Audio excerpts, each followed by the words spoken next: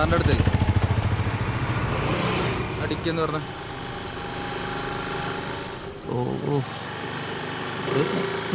സൈഡാക്ക്.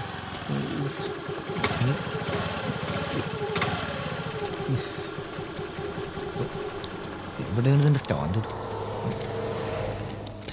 സാറേ അവൻ നല്ല വെള്ളാട്ടോ. അവിടെ കിടക്ക്. എന്തൊരു ഇതൊന്ന് പിടിച്ച സാറേ, ഒരു മിനിറ്റ്. സാറേ, സാറിന് എന്നെ മനസ്സിലായോ? നീ ആ യോഗ മാസ്റ്ററുകളുടെ പോയാളുടെ ഭർത്താവല്ലേ? അതെ, അവളുള്ള സ്ഥലം ഞാൻ കണ്ടുപിടിച്ചിട്ടുണ്ട് സാറേ. നീ എന്തിനാണ് അവളുടെ കൂടെ പറയാൻ നടക്കുന്നത്? അവള് വല്ലോൻ്റെ കൂടെ പോയതല്ലേ? അവള് വല്ലോന്റെ കൂടെ പോയതല്ല സാറേ, അവളുടെ ട്രാപ്പിൽ പെടുത്തിയിട്ടുള്ളതാ. അവിടെ യോഗയൊന്നല്ല നടക്കണേ. അവിടെ നടക്കണ എന്താണെന്ന് സാറിന് അറിയോ? അവിടെ മയക്കുമരുന്നിന്റെ കച്ചവടം സാറേ നടക്കണേ. സാർ ഇപ്പൊ പോവുകയാണെങ്കിൽ അവരെ കൈയോടെ പിടിക്കാം. ഇതിന്റെ ക്രെഡിറ്റ് ഒന്നും എനിക്ക് വേണ്ട, അതിങ്ങ് കേരള പോലീസ് എടുത്തോളി. നീ എവിടെയാന്ന് വെച്ചാ പറ. സാറ് പോണെങ്കിൽ ഇപ്പൊ ബീച്ച് പരിസരത്ത് പോയിട്ടുണ്ടെങ്കിൽ അവരെ കൈയോടെ പൊക്കാം. എന്താ വെച്ചാൽ സാറ് തീരുമാനിച്ചോ. നീ വെക്കോ, ഞങ്ങൾ ഓക്കെ സാർ, ശരി. വണ്ടി എടുക്ക്. സാർ സകല എടുത്ത് വണ്ടി കയറ്റും.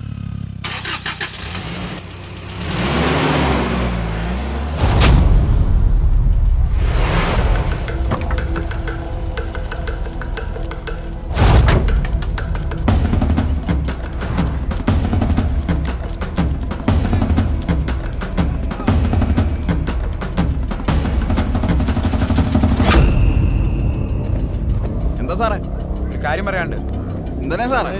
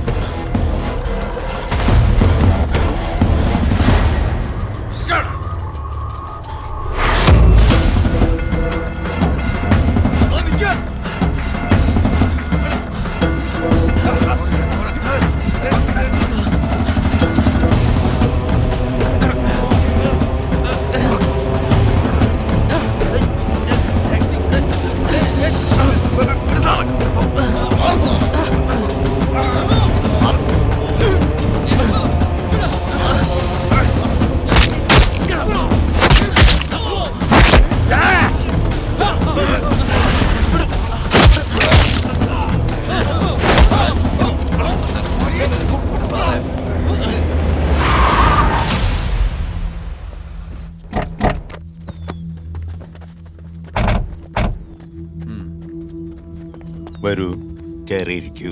ഞങ്ങൾക്ക് ഇവിടെ നിന്ന് സെർച്ച് ചെയ്യണം. സെർച്ച് ചെയ്യൂ. മനസ്സിലായില്ല, എന്താ നിങ്ങൾ ഉദ്ദേശിച്ചത്? മനസ്സിലാക്കി തരാം.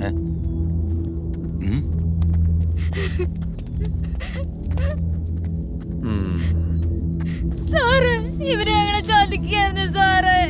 സാറേ, ഞങ്ങളെ രക്ഷിക്ക് സാറേ. ഇവരെല്ലാം പിടിച്ച് വണ്ടി കയറ്റ്. മതി, ഇയാളെയും കയറ്റ്. നടക്ക്.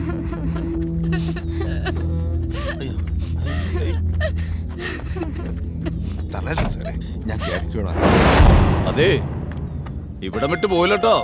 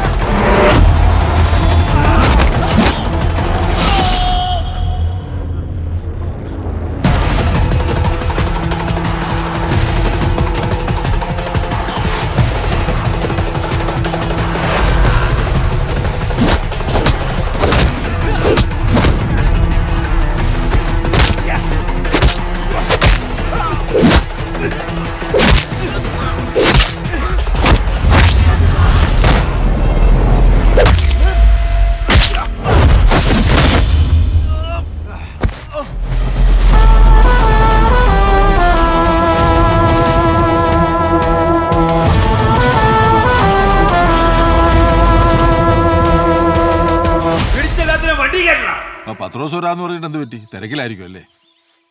സാറേ, സത്യം പറഞ്ഞ അച്ഛനെ ഈ പണിക്ക് വിളിച്ചപ്പോ ഞാൻ വരില്ലായിരുന്നു. ഇതൊരു പ്രേതാലയോ സാറേ? പ്രേതാലയോ? പിന്നെ സാറന്മാരാണെന്ന് അറിഞ്ഞപ്പോ എൻ്റെ ഉള്ളൊരു ധൈര്യം കിട്ടി. ആ പെണ്ണിന്റെ കിടപ്പ് കണ്ട സഹിക്കൂല സാറേ. പിന്നെ പാവങ്ങൾക്ക് എന്തെങ്കിലും പറ്റിക്കഴിഞ്ഞാൽ ഒരാളും ഉണ്ടാവില്ല സാറേ. പോലീസ് നായ വന്ന് മണം പിടിച്ച് ആ പുഴക്കര വരെ ഓടിയെത്തി. എന്നിട്ട് വെള്ളം കുടിച്ചിട്ട് തിരിച്ചോടി. അതിന് ക്ഷീണം കാണത്തില്ലേ സാറേ? അങ്ങനെ എത്ര കേസുകളാ തെളിയിക്കാതെ കിടക്കുന്നത്. പോലീസിന് വലിയ ക്രിമിനലുകളുള്ള കാലമായിപ്പം. എന്നാ അവരെയൊക്കെ പോലീസിനെടുത്തുകൂടാ സാറേ? ഭരതനെ എങ്ങനെയാണോ എടുത്തേ? അല്ല,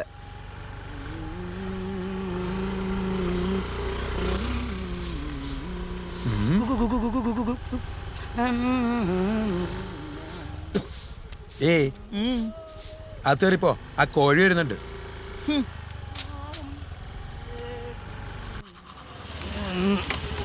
എന്താമത്തായി സ്റ്റേഷനൊന്നും പോയില്ലേ? ഇല്ല. നമ്മൾ ക്രിസ്ത്യാനികൾ തമ്മിൽ കണ്ടുമുട്ടുമ്പോ പറയുന്ന ഒരു വാക്കുണ്ട്, അതൊക്കെ മറന്നുപോയോ? അച്ഛനെ കാണുമ്പോ അങ്ങ് മറന്നു പോകും. മറവി മനുഷ്യനെ മയക്കുന്ന ഒരു മരുന്നാ, അറിയോ? വന്നേ, ഈ അച്ഛനൊരു ഊളാന്ന് കരുതിയോ? നീ പോലീസ് സ്റ്റേഷൻ പറപ്പിക്കുന്ന ആളാണെങ്കിൽ ഞാൻ സഭയെ പറപ്പിക്കുന്ന ആളാ, അറിയോ? എന്നെ ത്രേസ കൊച്ചെന്തേ പന്നിയിറച്ചി ശങ്ക കുടുങ്ങി ഓപ്പറേഷൻ ചെയ്ത് കിടക്കുക. എന്തേ?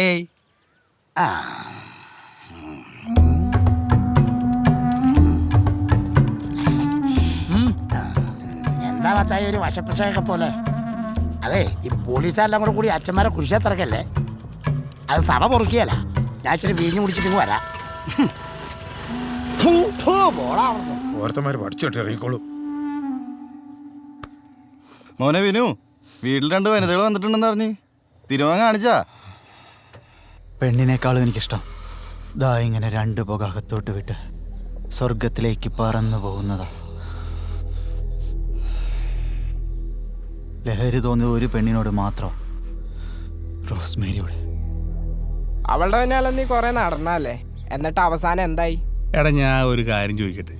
നീ അവിടെ ശല്യപ്പെടുത്താൻ നോക്കിയ കാര്യമൊക്കെ ഞങ്ങൾക്ക് അറിയാം. നീയാണ് റോസ്മേരിയെ കൊന്നത്.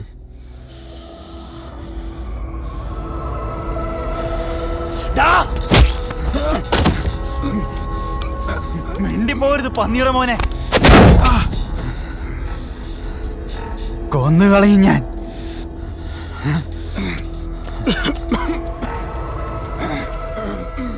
പിന്നെ എല്ലാം കൂടെ എത്രയായി? 20 രൂപ. എത്ര? 20 രൂപ. എന്നാ പിടി. ആ,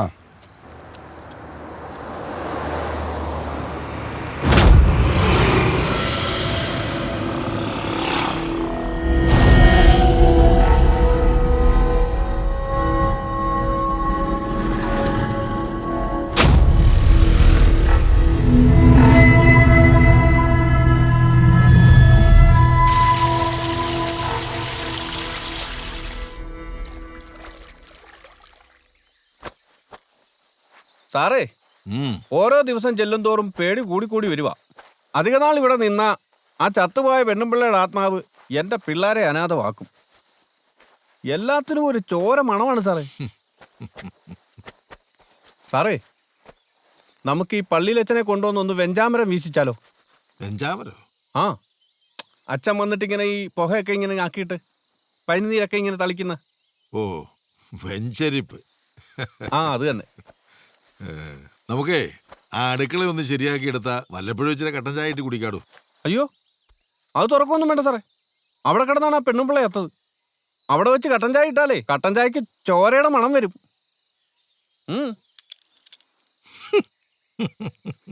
എന്തോ പറഞ്ഞാലും ഒരു പേടിയില്ല, ചിരിച്ചോണ്ടിരുന്നോളൂ.